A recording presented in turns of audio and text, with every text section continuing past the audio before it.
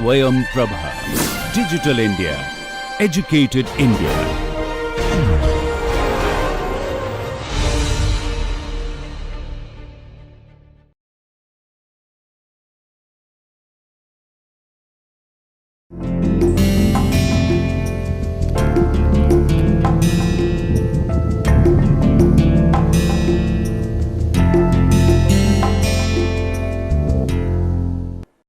Hello everyone, I am Rajesh Gupta and this week we will be talking about paper, and this is the module on paper, and there are different ways in which we will be looking into the history of paper. So for example, we start with some of the earliest examples in which we see that that is not the paper we are looking at. However, there are some of the signs in which how the paper will be used in the future. So we will start our discussion with the palm leaf manuscripts.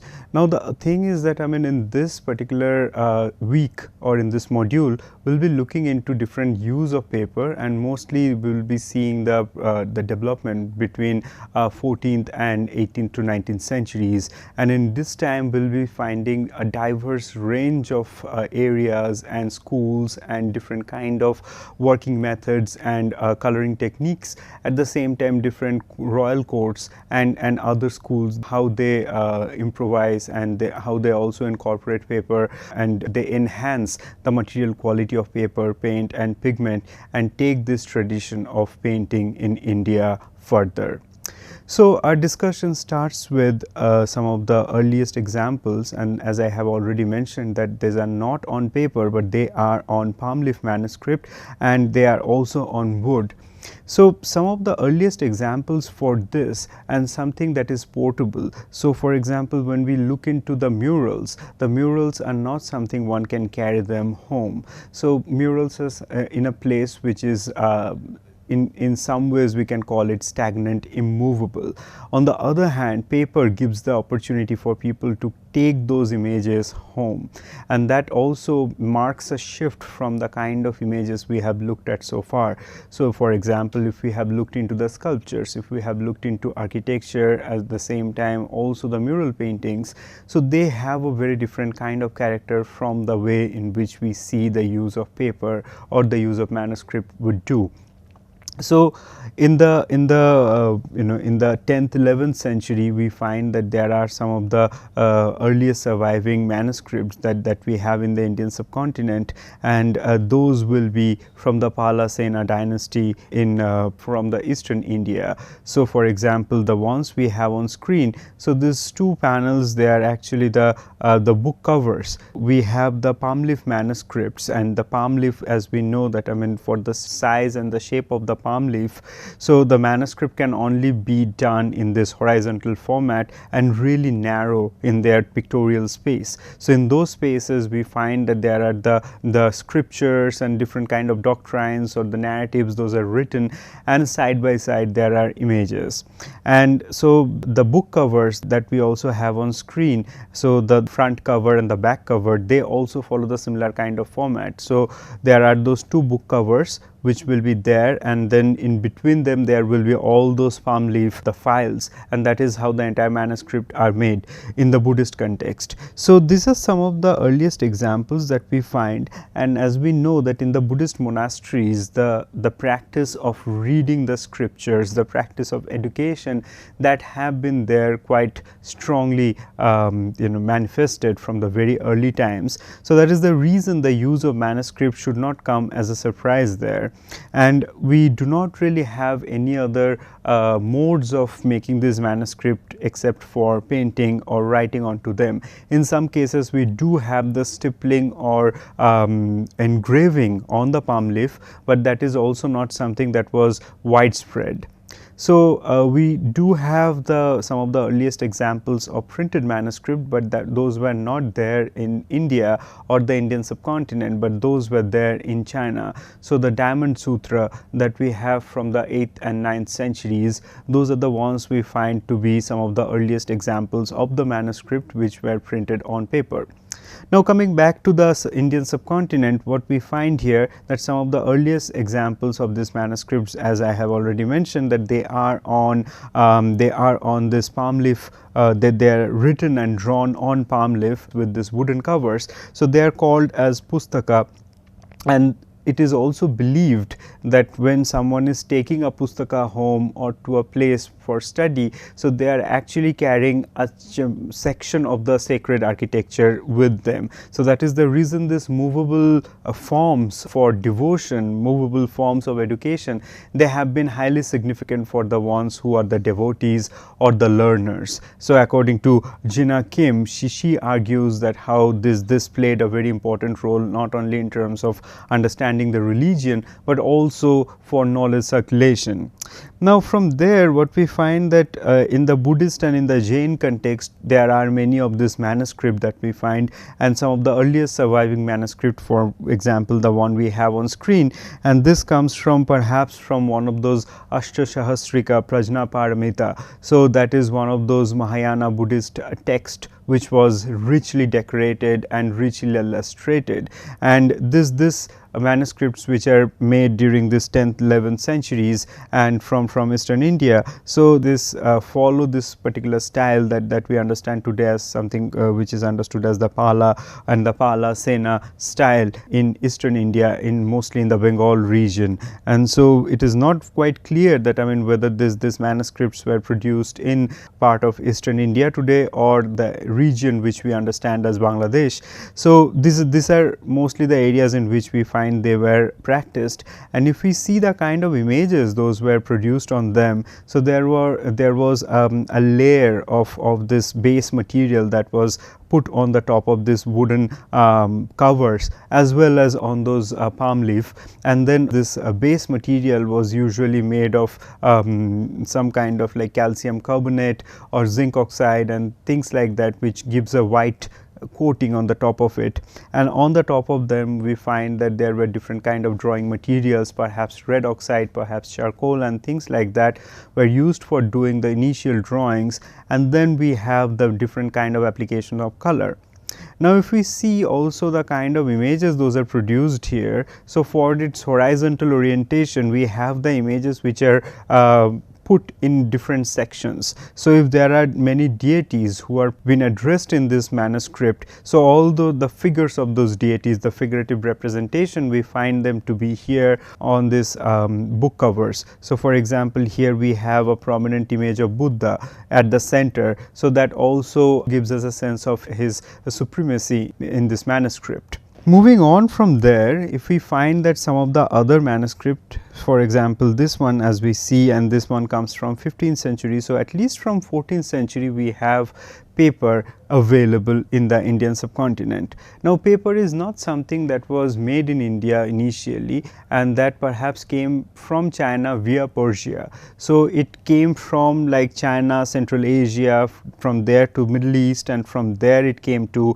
the Indian subcontinent. So it is highly probable that from the Middle East the Indian traders or the traders from the Middle East, they actually collected paper, and then the paper reached to the western frontier of the Indian subcontinent. That is the reason some of the earliest examples of the manuscripts like this religious manuscripts which are made on paper we find from the Gujarat region, and perhaps that also says something about the traders connection. Now this is one of the examples in which we find a Jaina manuscript, and this comes from Kalpasutra. In Kalpasutra we have this richly decorated this manuscripts which also follows this horizontal orientation like the one we have seen in this Pala manuscript, but that was painted onto palm leaf, and this one we find the shift had already taken place on paper. So in this ones what we find that there are also those registers in which the text is there, and then alongside there are images, and the text and the images, as we can find in this image here as well, that how they are also framed within this elaborate decorative borders. And in these places we also find something very peculiar and very characteristic of the Kalpasutra and Kalakacharya Katha, the Jaina manuscripts from 14th and 15th century in western and central India, that there are those circular motifs, as we can see that there are those prominent circular motifs at the center and the two sides of this manuscript, and these circular motifs here we see them as part of the ornamentation, but the thing is that, I mean, this perhaps comes from perhaps comes from the earlier use of the manuscript. So, for example, when we see the palm leaf manuscript, there were always those punching marks through which the threads were passed, and that is how all the palm leaf the folios were put together. So, that particular way of making this manuscript, we also find them to be prevalent on the paper here as well. And even though the purpose here had already changed, because this paper folios are definitely not kept the same way as those palm leaf manuscript, they are not punched in the center, but that particular area which was reserved for punching in the center, in the sides, those have now been transformed into these decorative motifs. So, even though this is done on paper, it carries this remnants of the earlier practices which used to be done on the palm leaf, and that is how we can also see the transition, that how the material has transitioned from palm leaf to paper. However, some of the pictorial strategies, the compositional arrangement, those have also been carried forward. Now, if we see the kind of colors and the material which are used here, there is also something very significant. So, in the earlier image, we have seen that there is a predominance of red and black, and in some cases we also have found green. So, this colors, as we know, they are all collected from mineral sources. So, the colors which are used on paper, the colors which are used on palm leaf as well as on wood, they are usually collected from the different kind of mineral sources, like the green is collected from terra verte, and then red comes of course from like red oxide, and there are different other material which are also iron rich. So, that is how we find the shades of red. In the ones in which like manganese content is there we find the use there we find the variations of brown, and of course black is collected either from lamp black or something that has high carbon content. So, that is how we find the color scheme had how it had been developed in the Pala Sena context in the Buddhist manuscript. From there, if we see how this particular manuscript, the Kalpa Sutra, this one folio from Kalpa Sutra, here there is definitely a use of red, but the thing is there is also significant use of gold and blue, and the blue is ultramarine blue, which is not collected from indigo, but this is from this semi precious stone lapis lazuli.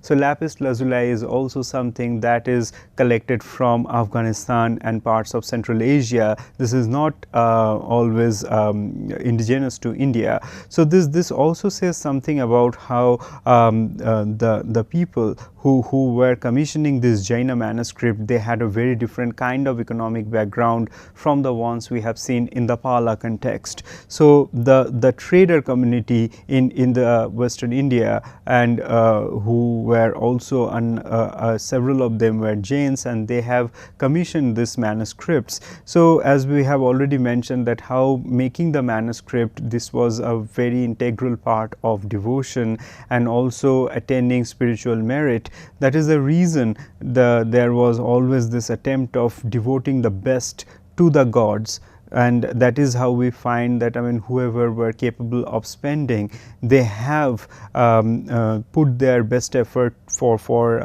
the different kind of materials. For example, this semi precious stone lapis lazuli, how it was made into the pigment and then it was applied onto the paper for attending this very particular ultramarine blue that we see in this folio. At the same time, we also have extensive use of gold.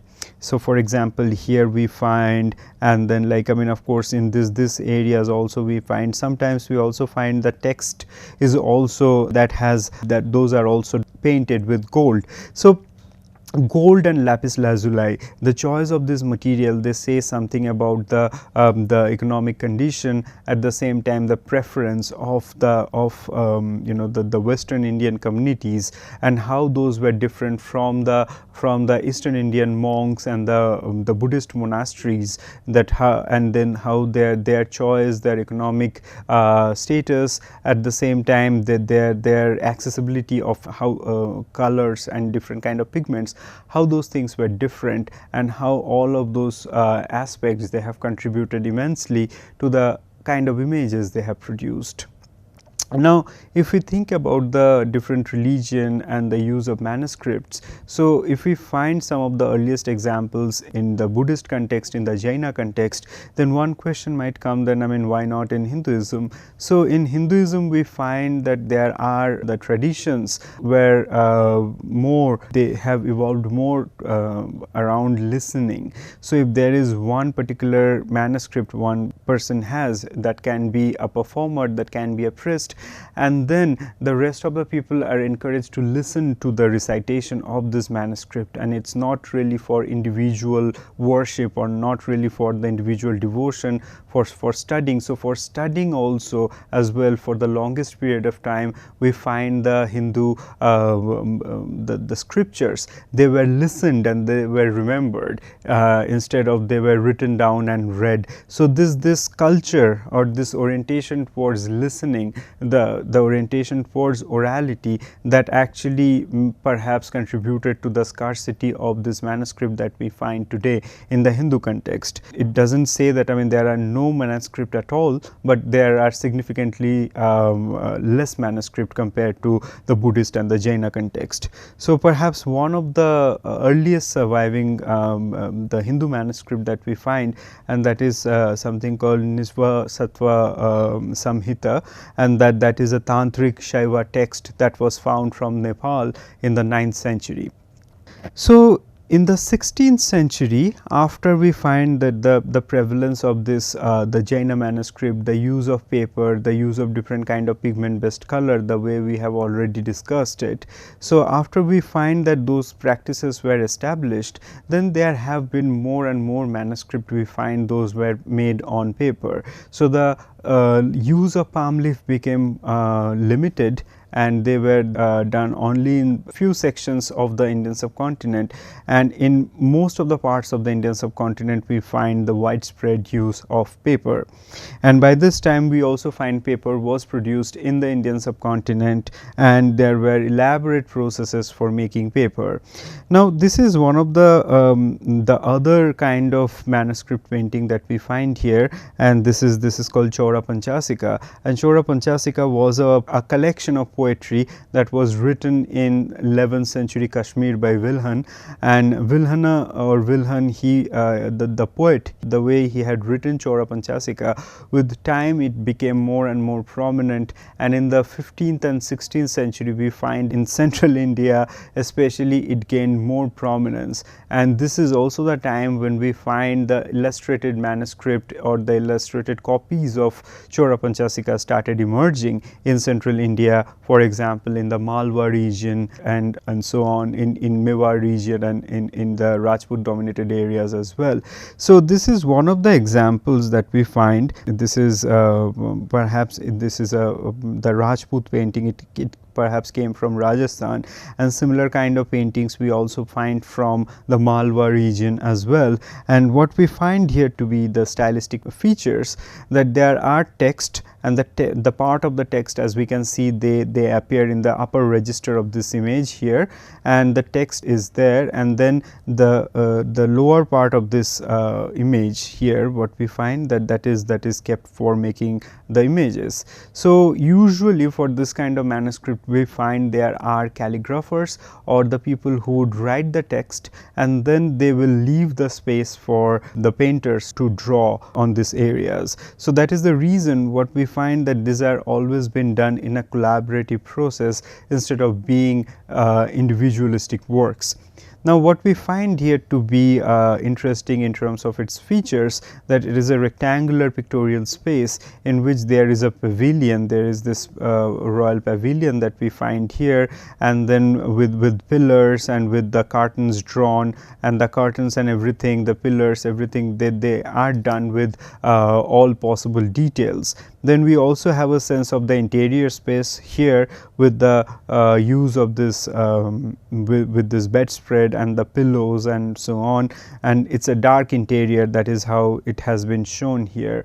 Now with this pavilion we also find on the terrace there are the superstructures on the top of them, and which also tells something about the architectural traditions prevalent in the Mewar region as well as in the Malwa region. Now, we also find that there is in the upper register of this image, there is the depiction of the night sky, and how the night sky has been depicted in with this dark color, with the stippling of the stars, which are perhaps been done with the dots of white pigment.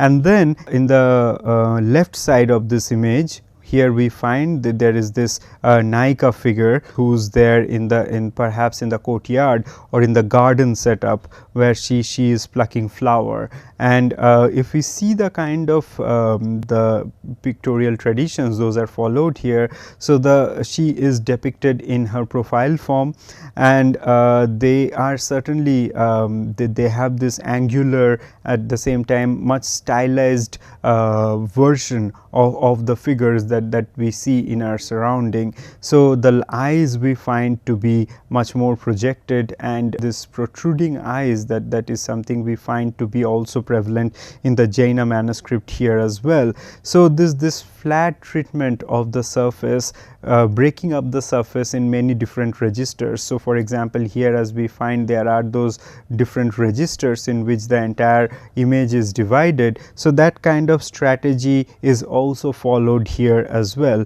So now instead of having those very strict registers that we have in the limited space of the Jaina manuscript, here it seems like the registers have been much more seamlessly assimilated within the pictorial space, and that is the reason we find the night sky being in one register, the upper part of the image, and then there is this flat red background in which the main protagonist we find to be there present.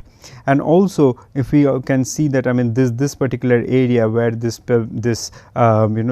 richly ornamented pavilion has been presented, that also shows that how the entire pictorial space has been broken down in different sections. And so this idea of breaking down the entire pictorial space in different registers is also prevalent here very much. Another thing we also find to be interesting is that the kind of details we find. So the details, for example, the kind of the ornaments, the different the patterns on the textiles, at the same time the details which have been presented in depicting water, for example here, or the flowers and everything else, they also indicate to a widespread pictorial strategy that is not just prevalent in making the images on paper, but also on textile. So some of the earliest surviving Gujarati textiles, resist dyed textiles that we find from 13th and 14th century, they also follow similar kind of pictorial strategies, and that is how we can understand that this kind of making the images, it was not really exclusive to only on paper, but it had its widespread use. Perhaps it was known to the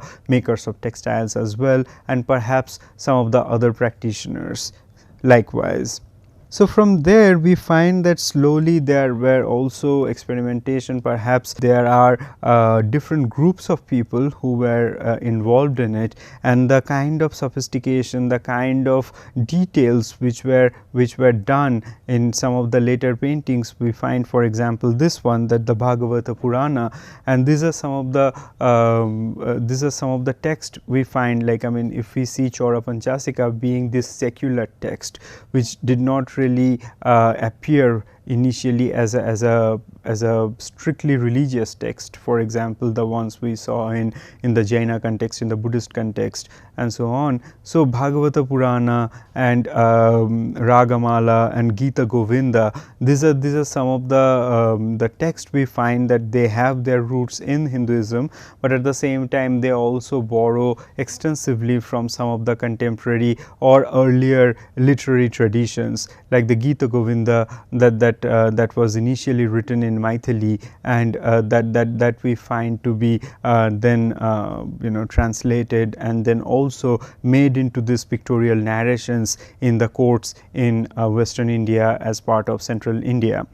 So this here we have some this one page from Bhagavata Purana, and that we are not quite sure about the particular space from where it is found, but it is believed that this is found either from northern or western India, and it also follows this Chaura Panchasika style. So this particular kind of imagery that we have here, this breaking up the entire pictorial space in different registers, and the prevalence of ornamentation, the prevalence of flat colors, and then this angular style of making images and the figures, and then of course that this orientation towards details. So this characteristic features we find to be a really influential one, not only in central India but also in western India, and later on we will also find that in northern India as well.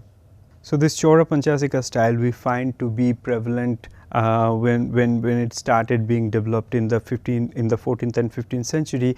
It was not only just prevalent in central India or western India, but also parts of northern India, and then later on we will also find that to be an influential style in the Pahari region as well. So in the Bhagavata Purana series, here as we can see that there are often this images, those will be made as part of this manuscript, and so in the reverse side or in the front we have these images, and in the flip side we sometimes also have text written there. So on the top register we already have text here, for example, and then in the reverse side of the same folio we have here, like from the same page we also have text written in the reverse side of it. So this is a clear indication how these images were never really meant to be displayed like the way we see them on the museum walls. So they were not really meant to be ever displayed as individual paintings, but they were always been made as books or folios where one can see the images, they can read the text, they can do back and forth between text and images. So this is how all these images have been made. So if we think about the Jaina context, if we think about the Chaura Panchasika, and now with the Bhagavata Purana, so in all of these ones we find to be this similar strategy that was employed. Now in here we also find this particular orientation, and in which the figures are drawn in profile. So the figures, as we can see here, that there are these two registers in which the narration is taking place, and the narration is basically that how Krishna and the women he rescued from the court of Pragjyotishpur, which is considered to be in Assam, and how all of them are moving towards Dwarka. And so here we find that the profile figures and all of them are oriented towards this one direction. So that says something about which direction Dwarka will be, and when we see the figures in profile, that also adds to this idea of how an image is moving in one way. So it is a time when we did not really have animation or any kind of ways in which the images can be made into the moving images. So this kind of orientation, that the movement of the eyes or the the direction of the face and their body gestures and everything, that indicated towards which direction the narrative is moving. So that is also something that is prevalent here, we find to be in this Bhagavata Purana as well, and how this had been an established strategy for picture making in various parts of India. Thank you.